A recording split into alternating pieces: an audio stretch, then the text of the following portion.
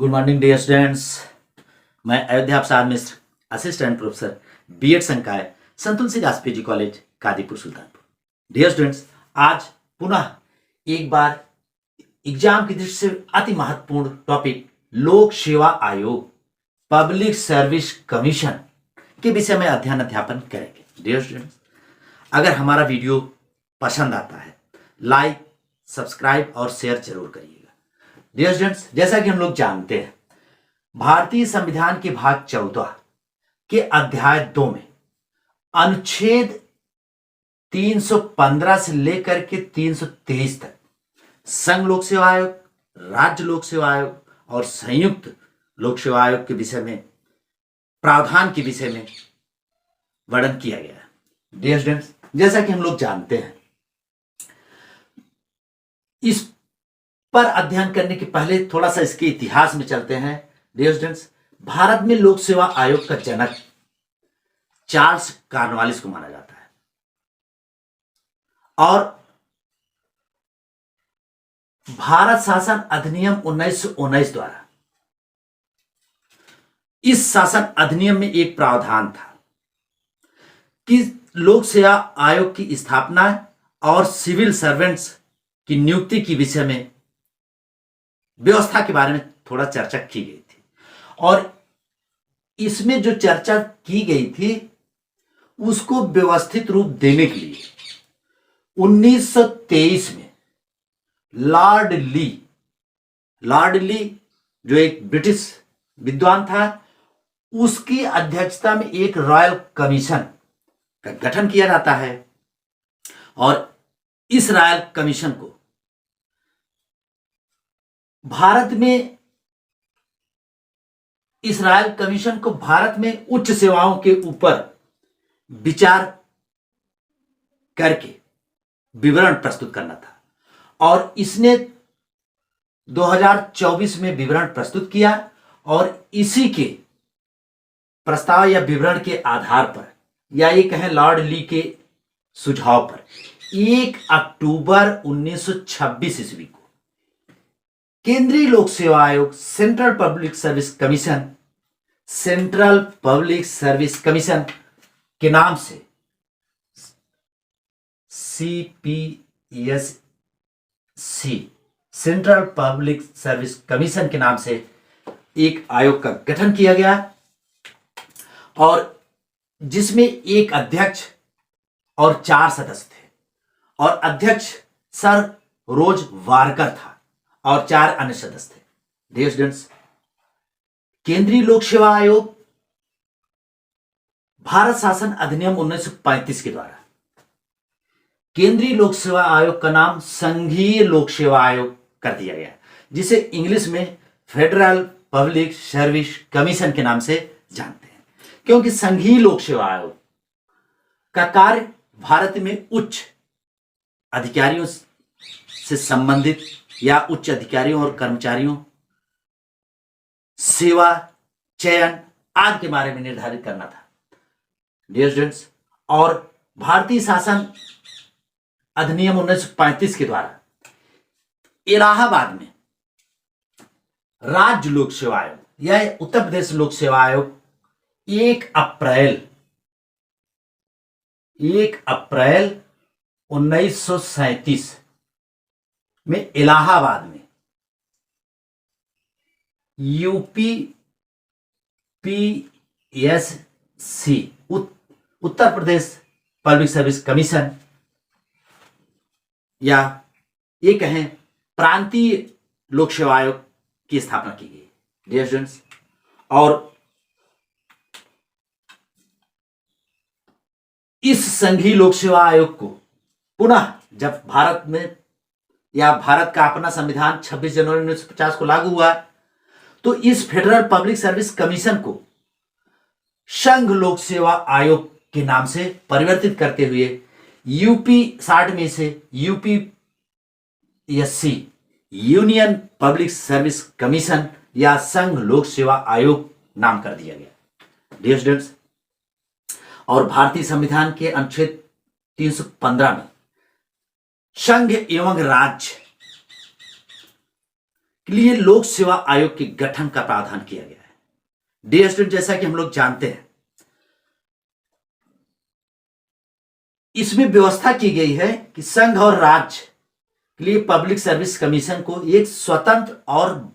संवैधानिक निकाय के रूप में गठन किया जाएगा और इसके लिए संघ सरकार के कर्मचारियों के लिए, जो संघ सरकार के अधिकारियों और कर्मचारियों की नियुक्त करेगा, उसके लिए यूनियन पब्लिक सर्विस कमीशन, और प्रत्येक राज्य के लिए जो राज्य के अधिकारियों और कर्मचारियों की नियुक्ति के प्रावधान के लिए बना था, उसको पीपीएससी अथवा एसपीएससी, जिसे हम प्रोविंशियल पब्लिक सर्विस कमीशन अथवा जिसे अब हम इसे स्टेट पब्लिक सर्विस कमीशन के नाम से भी जानते हैं। डियर स्टूडेंट्स, इसके बाद यदि एक या एक से अधिक, या ये कहें दो या दो से अधिक राज्यों के लिए यदि वो राज्य मांग करते हैं, तो संसद विधि द्वारा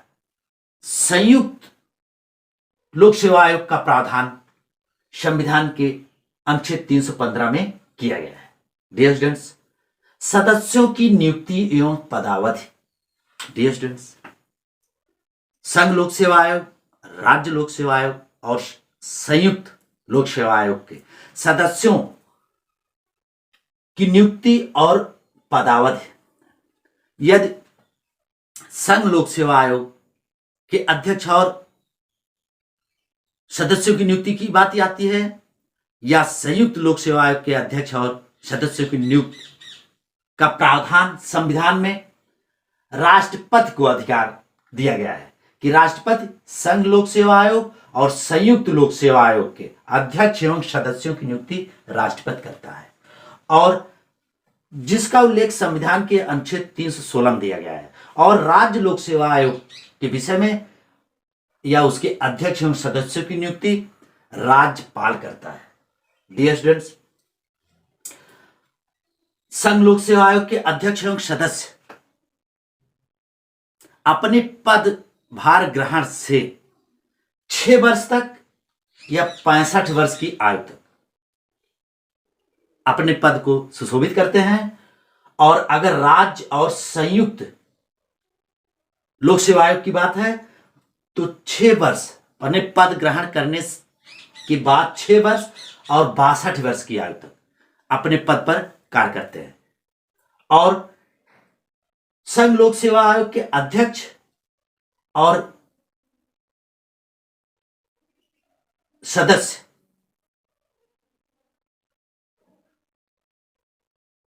अपने,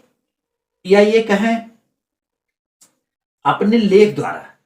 या अपना त्याग पत्र राष्ट्रपति को किसी भी समय सौंप सकते हैं।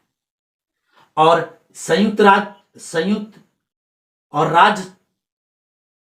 लोक सेवा आयोग के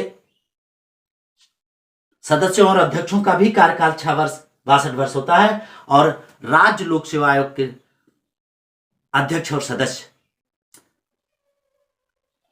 राज्यपाल को अपना त्यागपत्र सौंप सकते हैं। डियर स्टूडेंट्स, और सिर्फ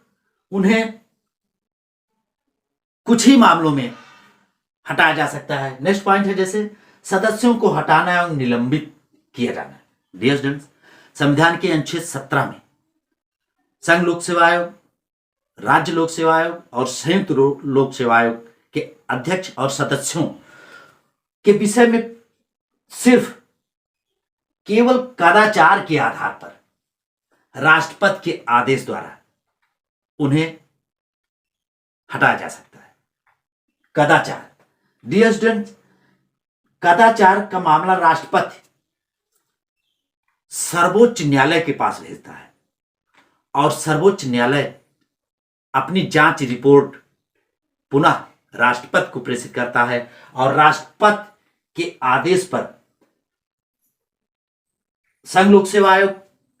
राज्य लोक सेवा आयोग और संयुक्त लोक सेवा आयोग के अध्यक्षों और सदस्यों को उनके पद से हटाया जा सकता है। नेक्स्ट है डियर स्टूडेंट्स, लोक सेवा आयोग के अध्यक्ष एवं सदस्यों पर प्रतिबंध। डियर स्टूडेंट्स, लोक सेवा आयोग के सदस्यों, अध्यक्ष और संयुक्त और राज्य लोक सेवा आयोग के अध्यक्ष और सदस्यों पर कुछ प्रतिबंध भी लगाए गए हैं, जिसका वर्णन अनुच्छेद 319 में किया गया है। डियर स्टूडेंट्स, संघ लोक सेवा आयोग का अध्यक्ष अपने पद की निवृत्ति से बाद या अपने पद की ग्रहण की समाप्ति के पश्चात वह भारत सरकार या राज्य सरकार की किसी भी पद या नियोजन पर पात्र नहीं होंगे, अर्थात वो किसी भी दशा में संघ सरकार या राज्य सरकार के किसी भी पद पर सुशोभित नहीं करेंगे। और उसी प्रकार संघ लोक सेवा आयोग के अध्यक्ष के अलावा यदि अन्य सदस्य है तो वो सिर्फ संघ लोक सेवा आयोग के अध्यक्ष और राज्य लोक सेवा आयोग के अध्यक्ष के अलावा किसी भी पद पर नियोजन उसका नहीं होगा। इसी प्रकार राज्य लोक सेवा आयोग और संयुक्त लोक सेवा आयोग के अध्यक्ष सिर्फ संघ लोक सेवा आयोग के सदस्य और अध्यक्ष और अपने या ये कहें राज्य लोक सेवा आयोग के अध्यक्ष पद के अलावा किसी और पद पर नियोजित नहीं किए जाएंगे। डियर स्टूडेंट्स, और इसी प्रकार संयुक्त लोक सेवा आयोग और राज्य लोक सेवा आयोग के जो अन्य सदस्य होते हैं वो भी सिर्फ संघ लोक सेवा के सदस्य के रूप में और अपने या ये कहें राज्य लोक सेवा आयोग के अध्यक्ष के अलावा किसी भी पद पर उनका नियोजन नहीं किया जाएगा। नेक्स्ट है डियर स्टूडेंट्स, लोक सेवा आयोग के कृत्य एवं कार्य। डियर स्टूडेंट्स, जैसा कि हम लोग जानते हैं लोक सेवा आयोग के कृत्य और कार्य का वर्णन संविधान के अनुच्छेद 320 में किया गया है। संघ लोक सेवा आयोग के कृत्य एवं कार्य। संघ लोक सेवा आयोग ये संघ सरकार से संबंधित अधिकारियों कर्मचारियों की नियुक्ति करेगा और राज्य लोक सेवा आयोग राज्य लोक सेवा आयोग अपने राज्य से संबंधित अधिकारियों कर्मचारियों की नियुक्ति की व्यवस्था करेगा। उसके लिए एग्जाम या जो भी व्यवस्था हो, संघ के लिए संघ लोक सेवा आयोग और राज्यों के अधिकारियों और कर्मचारियों के लिए राज्य लोक सेवा आयोग। और यदि किसी राज्य का राज्यपाल संघ लोक सेवा आयोग से अपने राज्यों के लिए यथा उचित